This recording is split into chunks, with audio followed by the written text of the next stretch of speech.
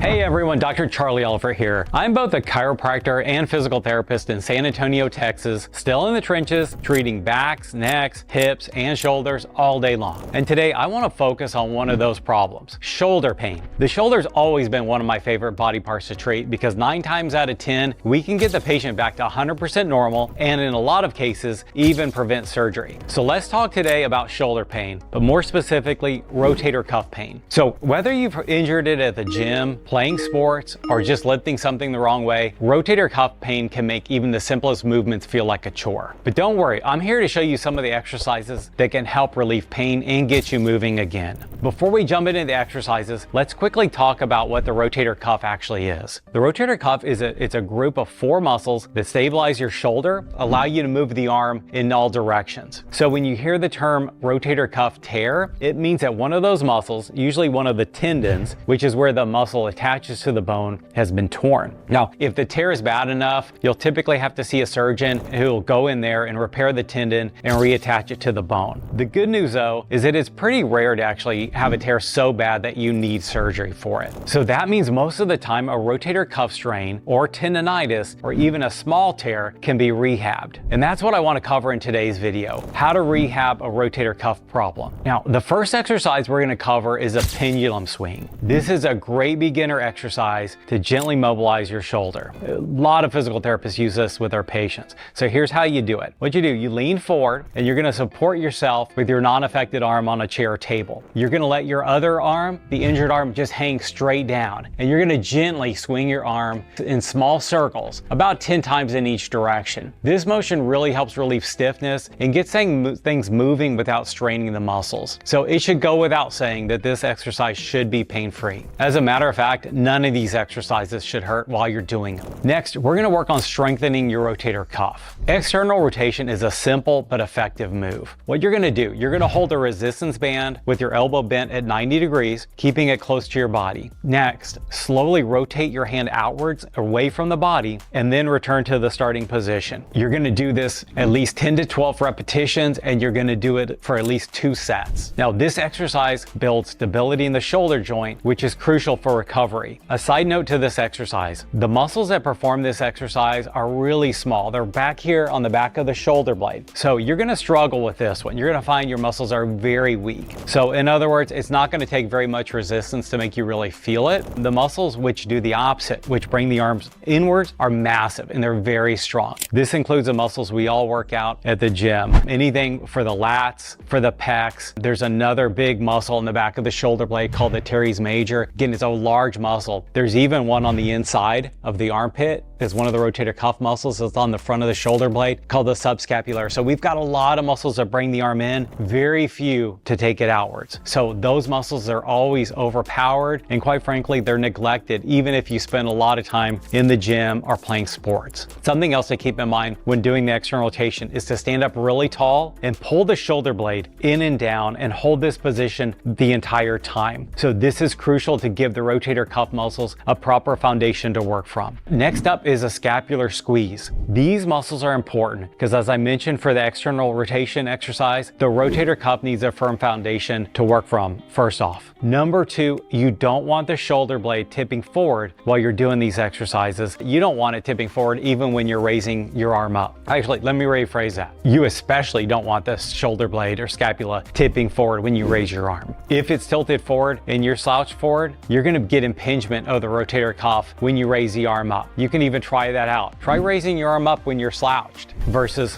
when you're upright. It's a world of difference. Now, this exercise is going to help strengthen those muscles just as it sounds. So first, stand tall with your arms relaxed at your sides. Now, gently squeeze your shoulder blades together, kind of like you're trying to squeeze a pencil between them. So at the same time, you want to pull the shoulder blades downwards. So think of it like you're trying to pull the scapula towards the opposite hip pocket. So like bringing my right shoulder blade towards my left hip pocket. Now you want to hold this contraction for at least 5 seconds, then release it. Do it at least 10 times.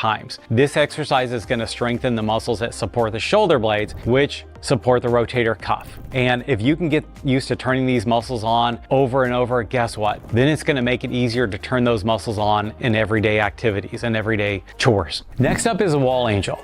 Now this one's great for mobility as well as posture. What you want to do, stand up with your back up against a wall and your feet a few inches away from it. Next, raise your arms up into a goalpost position and then slowly glide them upwards like you're making a snow angel. Keep your lower back pressed up against the wall as much as possible, but more importantly, pin the shoulder blades together and down and hold that contraction throughout the exercise. And next, slowly raise the arms up, but keep in mind, the exercise should be pain-free. So in other words, you shouldn't have pain and it should not be a struggle to raise the arm up. It all should be pain-free. Now do this at least 2 sets of 8 to 10 repetitions. This exercise and all of them are going to help restore range of motion and improve shoulder flexibility. Now finally, let's build strength with shoulder abduction. What you want to do, hold a light weight. We're talking like 1 to 2 pounds to start with. You're going to slowly lift your arm out to the side until it's around 60 to 70 degrees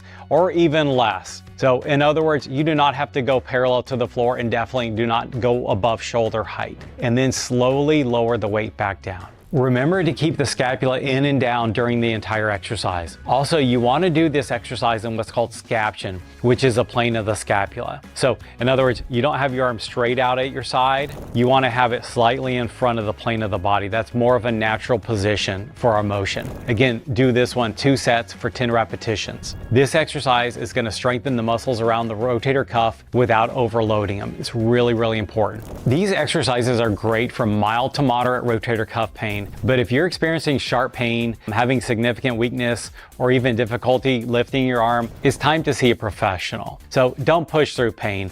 And if it hurts, then really check your posture and your shoulder blade position before proceeding. I can't emphasize to you enough how important your shoulder blade is in this equation. The good news is that with consistent effort and the right exercises, you can get back to doing what you love and doing it pain-free. As always, don't forget to like this video and subscribe to our channel for more videos on how to live pain-free from back pain, neck pain, headaches, and almost every other condition you can think of. And if you want me to cover a specific topic not mentioned, drop me a suggestion in the comment section below. Take care, and I'll see you in the next video.